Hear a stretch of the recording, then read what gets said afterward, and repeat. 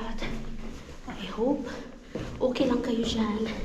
Kami dito, okay lang. Always trying our best to be okay.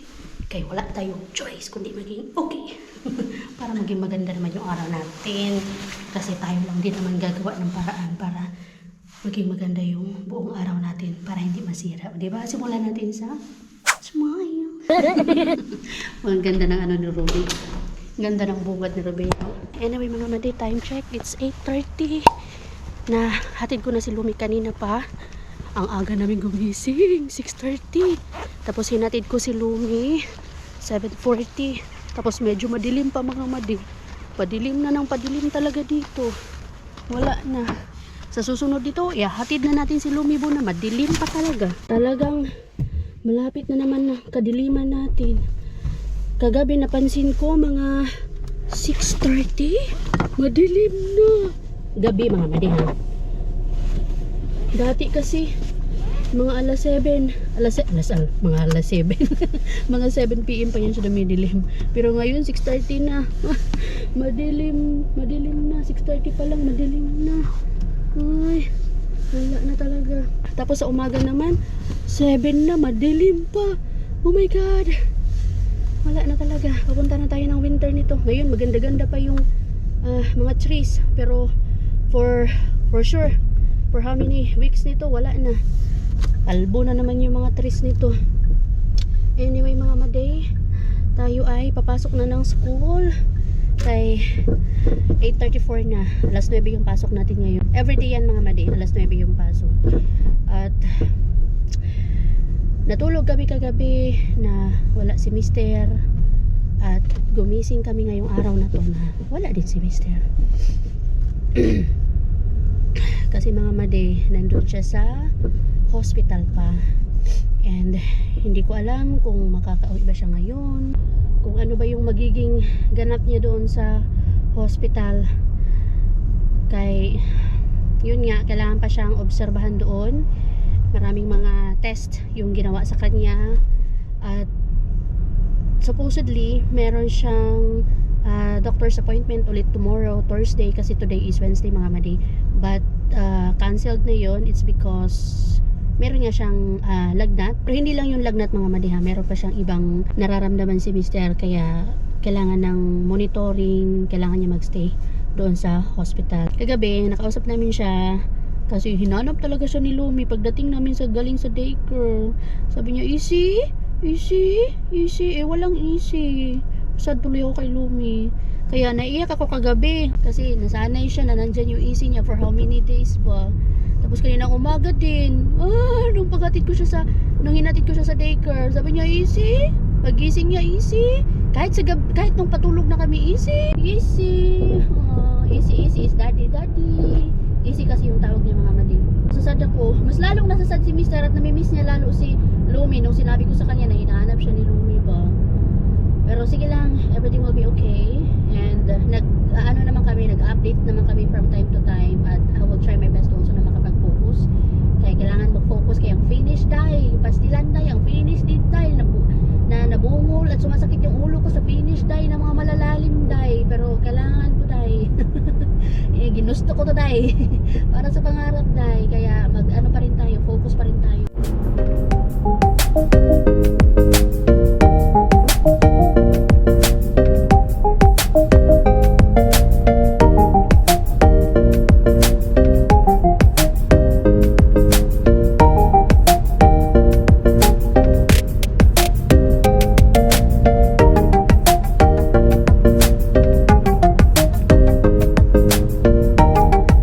Kailangan ko nang magmandali madi kay 8 ano na 8:46 na. Takbo tayo. Yun yung school natin doon. One eternity later. School is done mga madi. 1:40 na. Wala naman kami ibang ginawa ngayon. Hindi siya yung may tinuro pa. More of orientation lang. Nahilo ako sa dami ng mga pumupunta doon sa auditorium kung saan yung orientation nagaganap. Kasi iba't iba yung mga pumupunta doon. New faces lahat-lahat. Yung about sa safety, kung gusto mo ng support system. Like kung nahihirapan ka sa school, sa life, and everything, pwede kang makakakuha ka ng support doon sa school. Merong mga tutulong sa'yo. Kung nahihirapan ka dito sa bahay makapag-focus, merong space o merong room doon kung saan pwede kang maggawin mo yung mga dapat mong gawin mo yung mga assignments mo para makapag-focus ka. Merong place doon. And of course, at the same time, meron ding tao na tutulong sa'yo. Basta may mga support system doon na kailangan mo kung kinakailangan mo ng support system. Yun yung about sa orientation today. Ngayong araw pala na to mga madi. Meron akong dalaw at natagusan ako. Dapat hindi na ako uuwi kay mamaya-maya din, kailangan ko sunduin si Lumi. Mabilis lang yung mga oras, diba? So, naisip ko sana na hindi na ako umuwi para doon na lang ako sa labas. Like, mag-antay. Or di kaya mag-edit ng aking vlog. Kaya dala ko naman yung phone ko. Nag-decide na lang ako na umuwi kahit natagusan ako. Bihira ako matagusan pag meron akong menstruation mga madi. Pero, since nung nanganak ako, grabe na yung red tide natin. Umabot na siya ng 5 days. Minsan, tumatagal pa ng 1 week. Yung mga ano lang, yung mga patak-patak na lang ba. Pero dati mga madisos, yung dugo ko, umabot lang talaga ng 2 days. Pero ngayon, almost 1 week siya. Marami talagang mababago sa'yo pag nanganak ka. After nung manganak, kasama na nga doon yung magkakaroon ka ng cravings kapag malapit na yung dalaw mo, which is yung akin mga madi. Kasi dati wala akong cravings mga madi kapag palapit yung dalaw ko. But this time, alam ko na palapit yung dalaw ko, it's because magki-crave ako na sinigang, pork sinigang. So, nakapagluto nga tayo nung mga nakaraan. Ganun yung palatandaan ko. Anyway, okay na din na umuwi ako kay para linis-linis ako. Sana makapagnap ako kahit 30 minutes man lang. I hope, but I don't think na magagawa ko siya kay alam niya naman, di tayo nakakapagnap. And, update pala kay Mr. mga madi. Ay, sad to say. Hindi pa din siya makakauwi ngayong gabi na to. So, another stayover na din siya sa hospital. Pero sabi ko nga sa kanya, maganda na din yan. At least, natututukan siya doon. At nagkakaroon nga ng mga maraming laboratories nga, check-ups. At least, malaman talaga kung ano yung nararamdaman niya. Kung ano nga ba yung sakit niya. Para at least, pag umuwi siya dito sa bahay, at least, diba, alam na namin kung ano yung nararamdaman niya. At the same time, na nagamot-gamot na siya ba? Nagamot na siya. So, yun yung sabi ko sa kanya. Okay lang yan as long as healthy ka na bumalik dito sa bahay. Tapos, kagabi, diba, nag-usap kami, nag-video call naman kami kagabi mga mati. Ang ganda ng kanyang kwarto mga mati. Siya lang mag-isa. Alam mo yung napaisip tuloy ako kanina na aba, mas maganda at malaki pa yung kwarto niya kaysa nung nanganak ako at nung nagstay ako sa hospital after kong manganak. Kasi ang laki ng kwarto niya. May sariling TV, may sariling CR, may may pagkain pa. Alagang-alaga siya doon. Sabi ko ba, at least naman, diba? Kasi nung nanganak ako, nung na-hospital ako, nag-overnight ako, wala akong pagkain. Doon pa ako sa maliit na kwarto na hindi pa ako makagalaw-galaw masyado. Doon, alagang-alaga sa mga mati. Kaya isa din yan sa dahilan kung bakit hindi talaga kailangan ng kasama doon. Kasi yung mga nurse na mismo yung mag-aalaga sa'yo doon. Hindi ka naman nila pababayaan. Magaling naman, maganda din naman. Maganda dito yung when it comes to health care. Maganda. Education. So, no worries. Nako. Hindi pa ako matapos-tapos sa tupiin ko mga madi. Meron pa pala akong tupiin doon sa... Ay, walang katapusan. Maligo pala ako ngayon para hindi ko na kailangan maligo mamayang gabi. Kahit natagusan man tayo, i-on ko muna tong dishwasher bago ako maligo. Buti na lang may jacket ako, pang tapal kanina. And of course, meron tayong napkin na dala. Hindi ko na kailangan kumain kaya nag-lunch man ako doon mga madi. Libre yung lunch natin doon. Gutom man ako. Siguro magtimo-timo ako.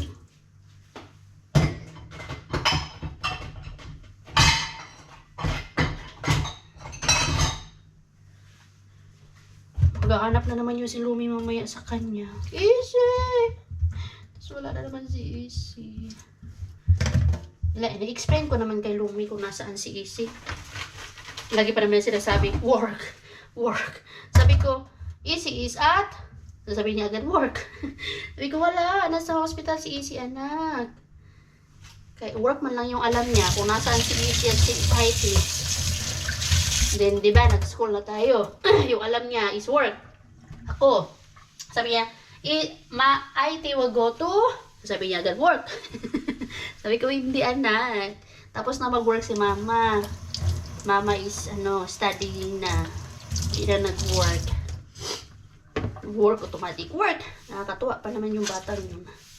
Daming alam sa buhay. Ang hilig kumanta, ang hilig mag-drawing. Kaya lang, sakit din na ng ulo minsan. Ay, linis agad. Pagkatapos. Pagkadating. Parang maun ko to. Hugasan na, tas maya, empty naman. Ay! Tapos pa pala ako ng basura. Si Toshi pala dito mga madi. For sure, nagtataka to kung nasan yung tatay niya. Huh? Moy, misa easy yun. Easy yung sayralas sa piani. Uy. Lagi pa naman yung naghahanap sa Easy niya. Ito din pala. Dalawa ang naghahanap sa Easy. Walang kaalam-alam kung nasaan yung Easy. Easy nila. Lang ka pa palang empty yung toilet mo. Noy! Si IT ka busy man. Ang mama busy sa life. Anak no? Ay, anak no. Anak tuloy yung tawag ko kay Toshi. Well, siya lang kasi yung unang anak namin.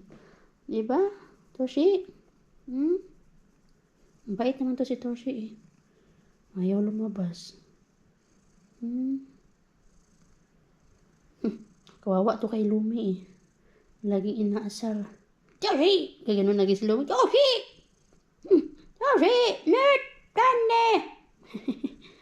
Si Lumi. Ni, isi on sairaalassa. Voi. Boring ng life mo, Toshi. Lagi ka lang nasa loob. Ayaw mo kasi lumabas eh. Para maghunting ng daga.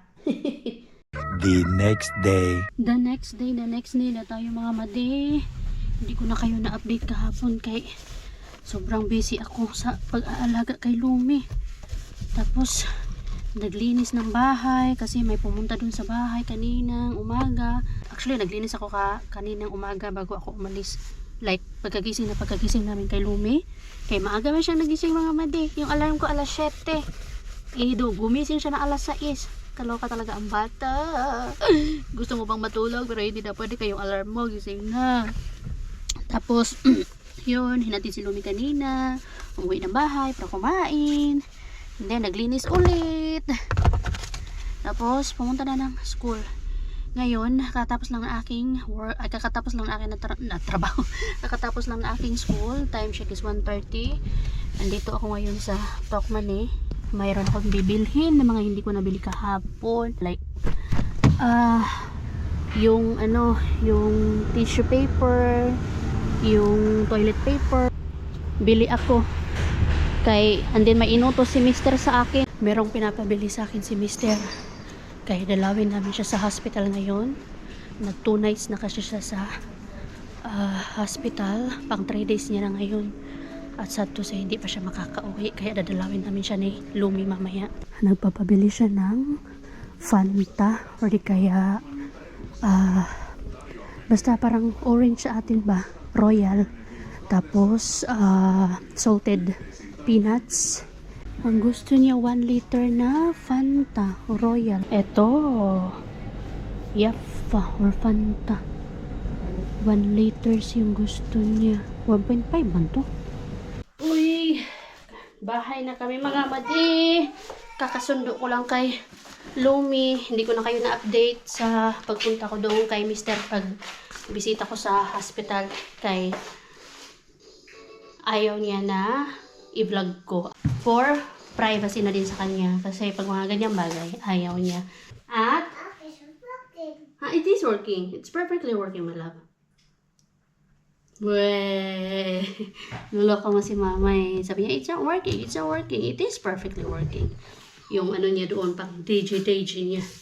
So, at nabanggit ko din kanina di mga mamade na supposedly, pipick upin ko lang si Lumi. Tapos, pupunta kami doon para makita din ni Mr. si Lumi kasi miss na ng tatay at ni Lumi ang isa't isa. But the thing is, pagpunta ko doon, ang layo.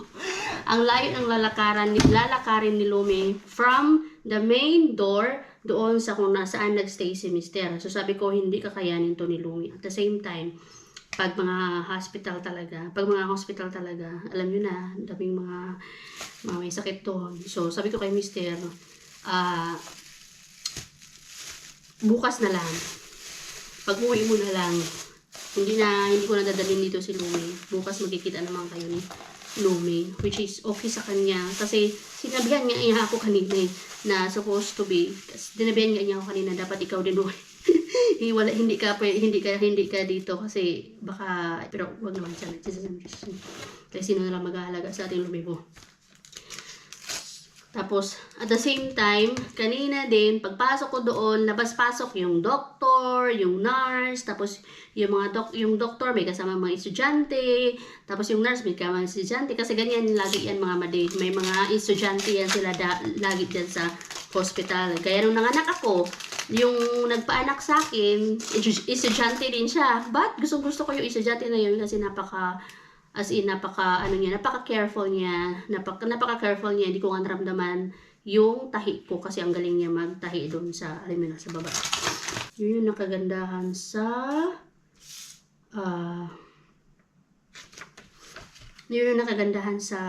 mga estudyante. Meron akong dito dumating na letter, invitation siya. Anyway, mamaya ko na to basahin ng maayos. Invitation siya para sa akin. Anyway, saka na ako magkukwento sa inyo, mga madi, ko ano nga ba yung nangyari kay Mr. Meron pala ako free food dito kasi doon pala sa school, merong yung tinatawag na Havicare Waka o yung tinatawag na, ano ba yun? Yung instead na event, yung katulad po doon sa mga rescue app, yung mga binibenta, instead na itapon nila yung mga pa-expire na, yung mga tira-tira sa restaurant, instead na itapon nila yon kasi dito, minimize nila yung pagtatapon ng mga bio-waste, ng mga food. So, instead na itapon nila is, yan nga, binibigay nila. Ganun din pala sa sa school. So, may libreng pagkain doon mga madi, as in, luto na yan siya. Yan yung kinain ko kanina, lunch. Free din po yung aking lunch doon mga madi. Pinapag-drawing ako ni Lumi. So, yay! Meron tayong food na ngayon. Pwede ko ito ipakain kay Lumi kaya hindi naman po siya kumain. I don't know what to do with Lumi bo. Hindi naman siya kumain today. Ang sarap pa naman nito. May rice na siya. Pakainin ko muna siya mga madi.